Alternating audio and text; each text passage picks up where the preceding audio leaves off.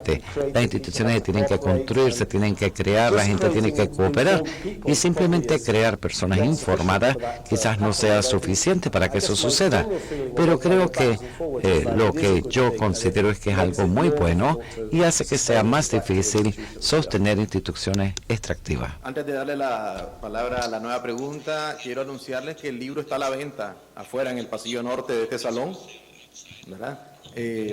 Por el que quiera profundizar. Adelante con la pregunta. Profesor, no he tenido oportunidad de leer su libro, lo compré hoy, pero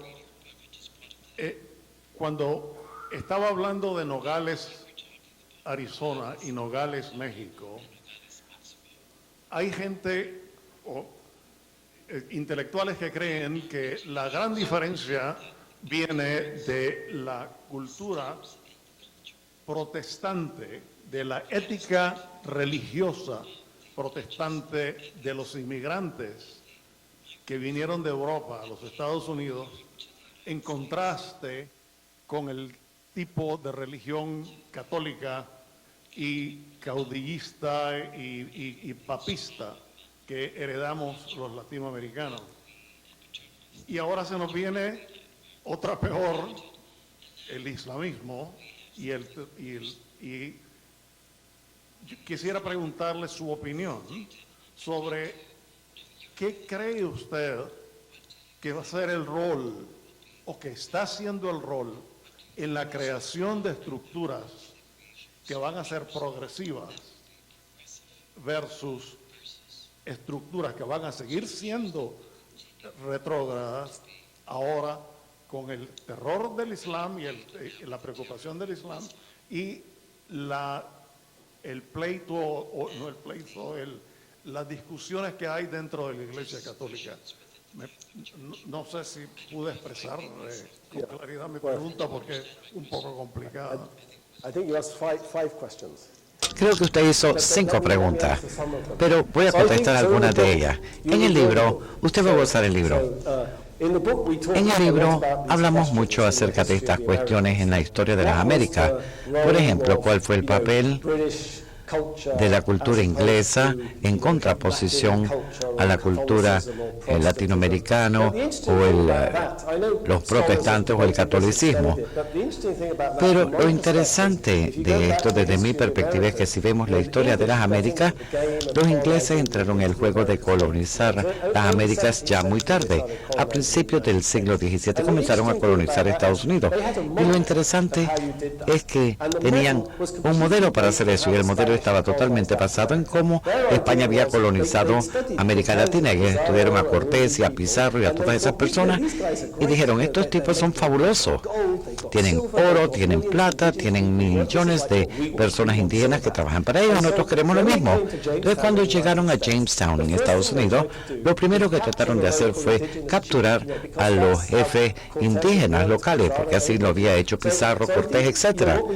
Entonces, lo que hacemos nosotros en el primer capítulo es mostrar que habían grandes similitudes en las motivaciones de cómo tenían estrategias para colonizar las Américas, pero lo que era factible en México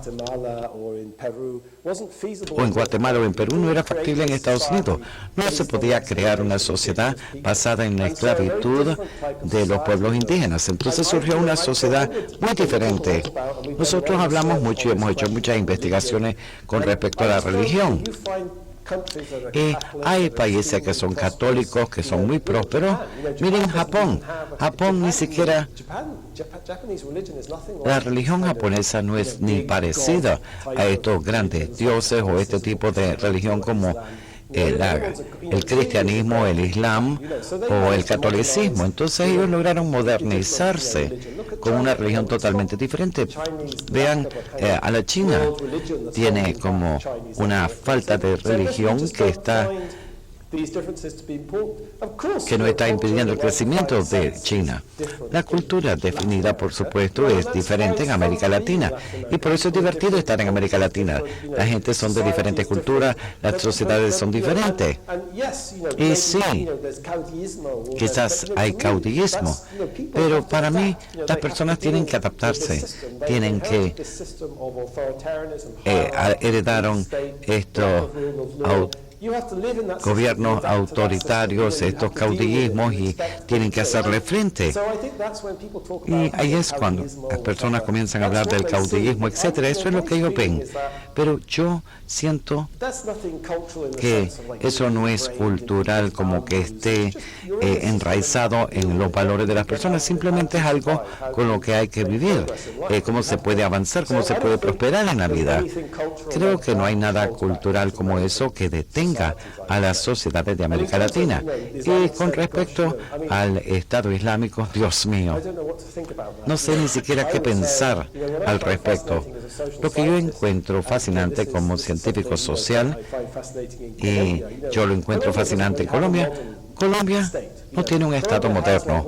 Colombia tiene como muchas regiones, y en esas regiones hay grandes áreas de vacío de autoridades donde diferentes personas pueden controlar las cosas, los paramilitares, los grupos delincuenciales, etcétera. Irak tiene un Estado moderno, pero tiene muchos grupos religiosos, diferentes sectas, tribus, sheikhs. O sea que es como un caleidoscopio de diferentes personas, diferentes historias, diferentes culturas, y nunca ha estado unida en una sola sociedad. No ha habido una identidad nacional. Entonces, nunca ha habido como un proyecto para construir un Estado en Irak. Hussein nunca hizo eso. Entonces, cuando uno llega y destruye el sistema del gobierno, simplemente se crean todas estas complejidades que surgen. Entonces, ¿cómo se maneja eso y cómo piensan en eso como científico social? Para mí es muy interesante. Pero yo no tengo una receta. No tengo una receta para eso. Creo que lo que hizo Estados Unidos y lo que hicieron las potencias occidentales en Irak crearon enormes oportunidades para que las personas se movilizaran contra los gringos, contra los imperialistas, y ya deben estar familiarizados ustedes en América Latina, frente a los vendepatrias, invadieron, crearon muchas oportunidades que estas personas aprovechan, y las aprovechan porque trabajan en esta sociedad tan polarizada y fraccionada donde pueden aprovechar esas situaciones. Y creo que esta es la falla del proyecto americano en Irak. Esta es la consecuencia. Ellos crearon esto. George Bush lo creó. Y tenemos que hacerle frente a eso, pero podríamos pasar muchos días hablando de eso. Última pregunta. Muchísimas gracias, señor Robinson, por estar en Nicaragua. Yo soy un fan de su obra, porque creo que realmente nos dieron un marco analítico muy sencillo para ver un problema que es bastante importante, con cierta claridad que antes creo no teníamos.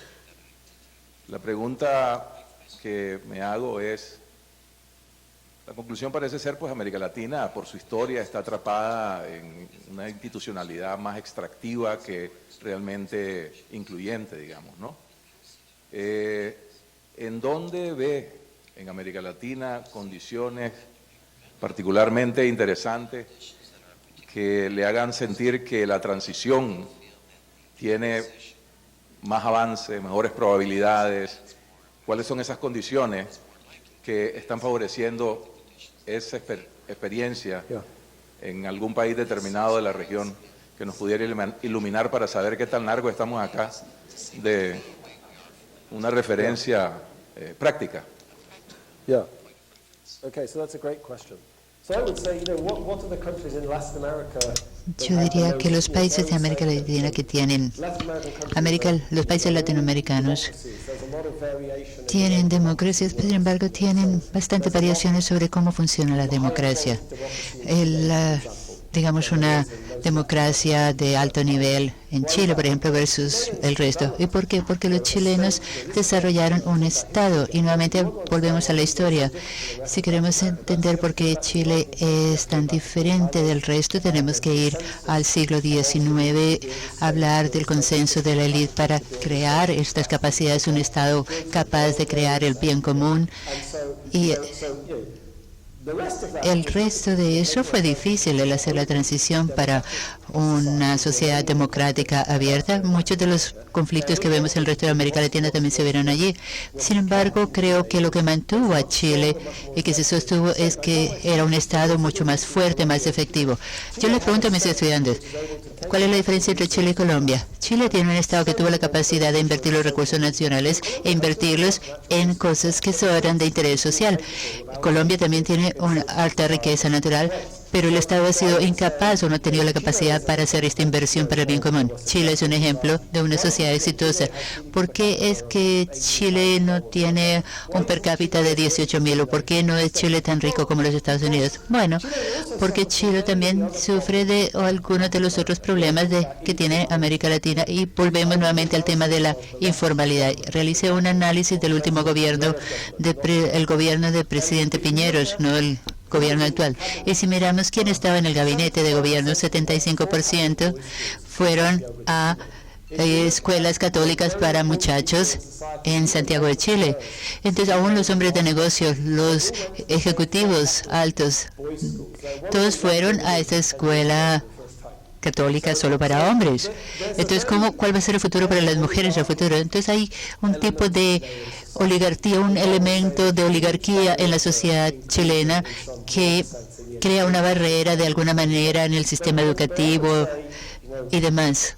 Yo diría, si ustedes tienen elementos que tiene que ser la capacidad del Estado que tiene Chile, por ejemplo, Chile está en una posición para hacer algo al respecto, para profundizar el tema de la inclusión.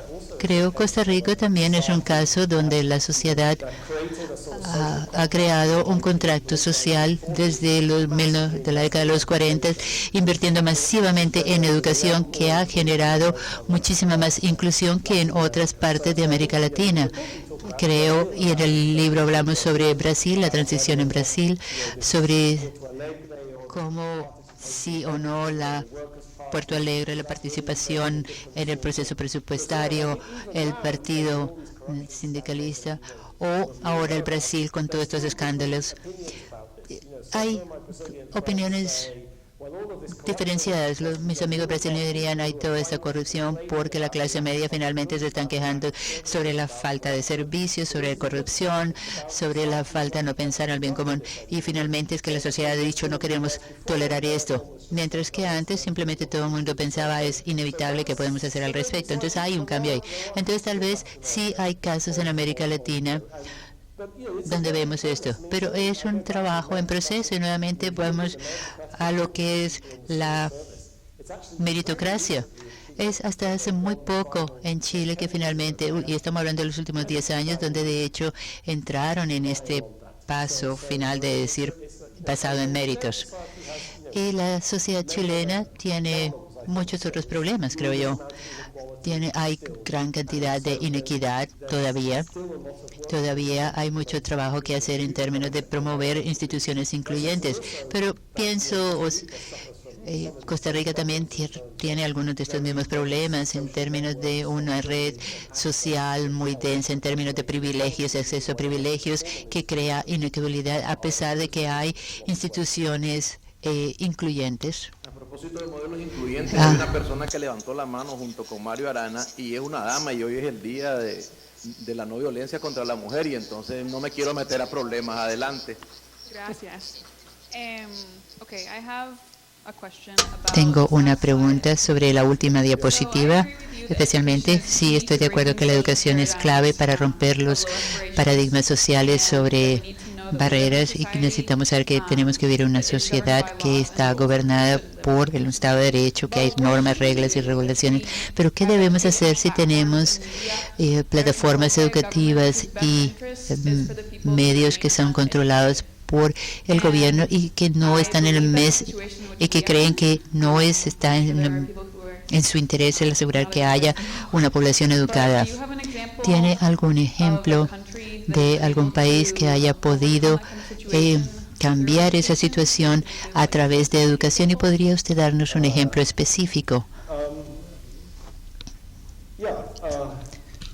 Sí.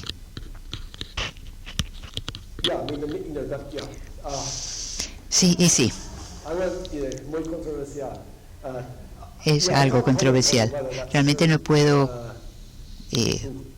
comentar sobre si eso es sí o no, y realmente no sé si eso es cierto en este país. Nosotros en el libro sí hablamos sobre hechos, ejemplos de la historia, que dice, hay un libro muy famoso escrito en Inglaterra que era la fábula de las abejas por de Mandeville. Era un crítico social, era un filósofo social, y él decía que la necesidad es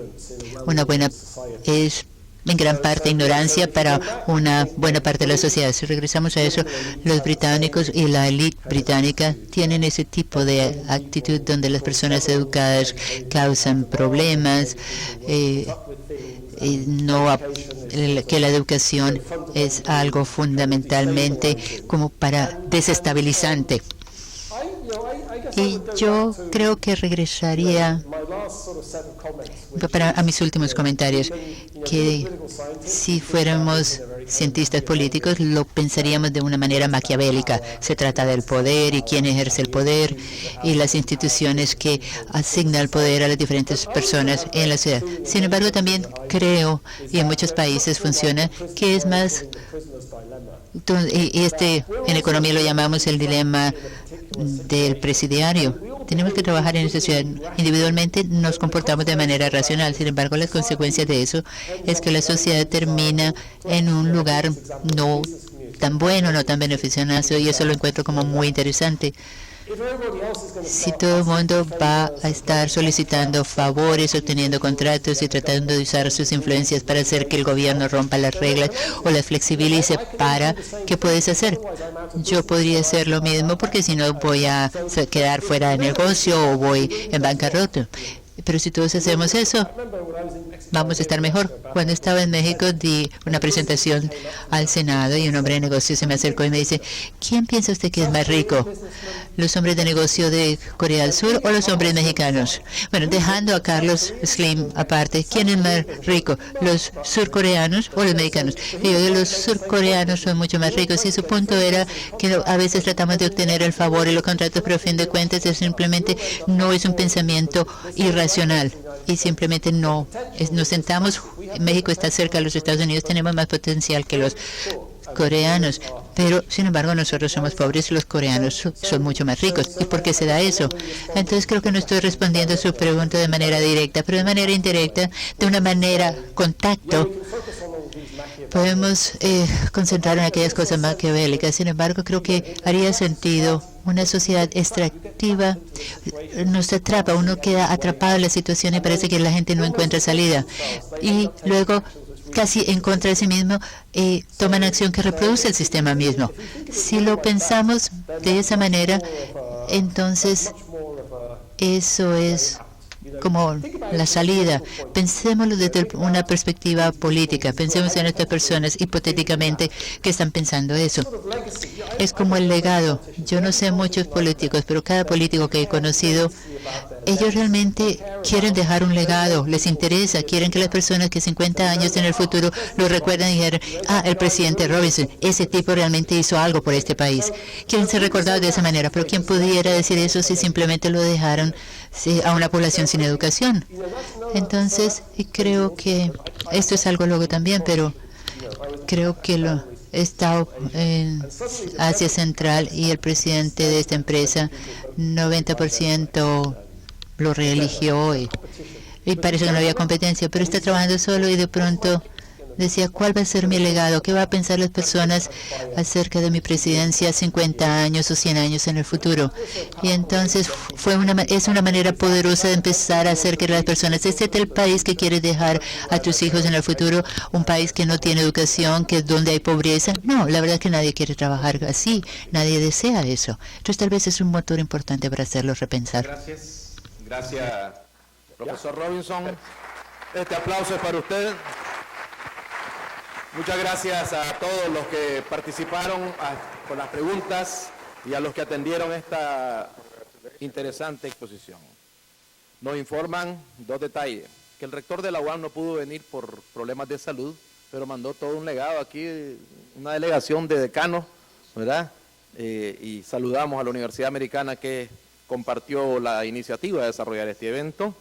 Lo otro es que les informamos que el profesor Robinson va a firmar los libros allá afuera para los que lo han adquirido.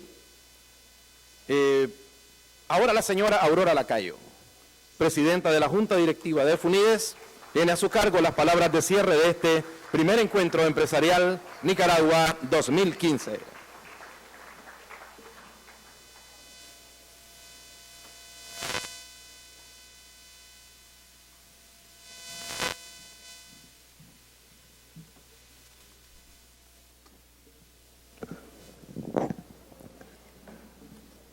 Señor James Robinson,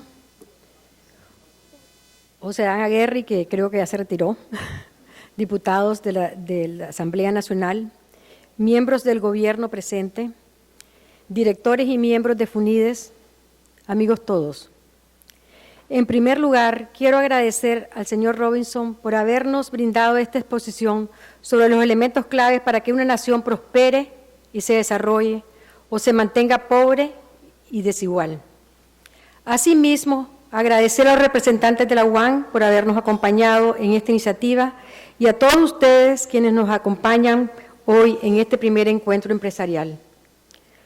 Como ya mencionó nuestro director ejecutivo, esto es el primero de una serie de encuentros que estaremos realizando para exponer temas que consideramos prioritarios para nuestro desarrollo sostenible. Como queremos destacar hoy, la institucionalidad y el Estado de Derecho, tema que, como vimos anteriormente, es uno de los principales pilares que nuestro querido Antonio Lacayo promovía férreamente. Desde 2011, FUNIDES ha venido proponiendo una agenda para el desarrollo con visión de nación, una agenda inclusiva y realista que nos lleve a consenso sobre lo que es prioritario y sobre las responsabilidades que todos como ciudadanos nicaragüenses tenemos con nuestro país y nuestra gente. En una carpeta que se les entregó, encontrarán esta agenda propuesta que consta de 10 puntos medulares. Debemos avanzar en todos estos frentes de manera complementaria y en una misma dirección para poder lograr el tan ansiado desarrollo sostenible que nos permita salir de la pobreza y generar riquezas para nuestra población. Ya hoy hemos ahondado en el tema de la relevancia de contar con instituciones políticas y económicas inclusivas donde se ejerza un verdadero Estado de Derecho. En esta ocasión, también me quiero referir a algunas de estas prioridades que permiten fortalecer e incluso complementar esta institucionalidad política y económica inclusiva. Una de ellas es poder contar con una población educada, con oportunidades de empleo de calidad. Nuestra educación básica hoy carece del nivel mínimo para mejorar el bienestar y la productividad de gran parte de nuestra población. Otro tema que refuerza y consolida la institucionalidad es garantizar la seguridad en los derechos de propiedad. Todavía en nuestro país arrastramos desde hace muchos años el problema de la inseguridad en la tenencia de la tierra. Mientras no se tengan una clara delimitación, registro y catastro de las propiedades, la inversión seguirá siendo insuficiente. Los mercados inmobiliarios tendrán restricciones y las oportunidades de acceso al crédito seguirán siendo limitadas.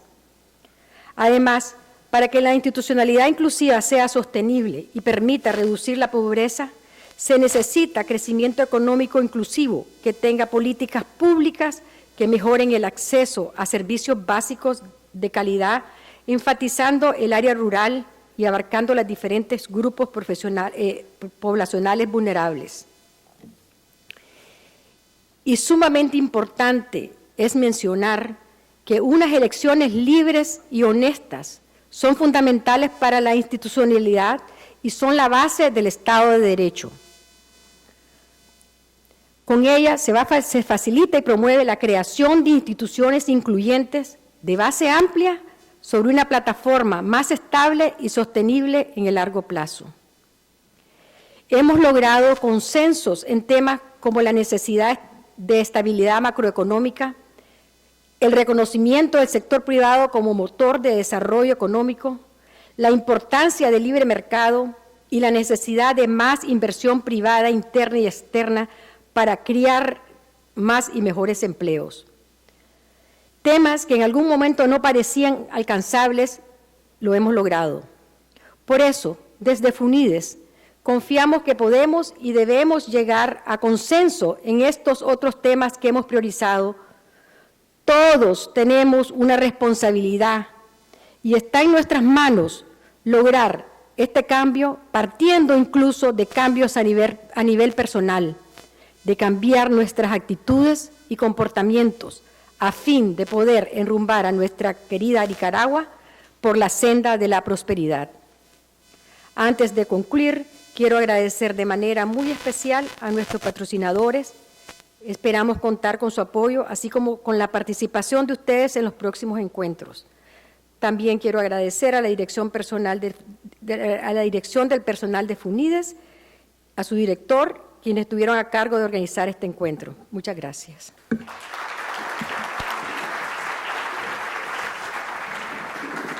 Bien, señoras y señores, muchas gracias a todos por su participación, por haber sido protagonistas de este primer encuentro empresarial 2015. Que Dios los bendiga en el retorno a sus hogares y que nos llene de sabiduría y vigor para cambiar para bien a Nicaragua.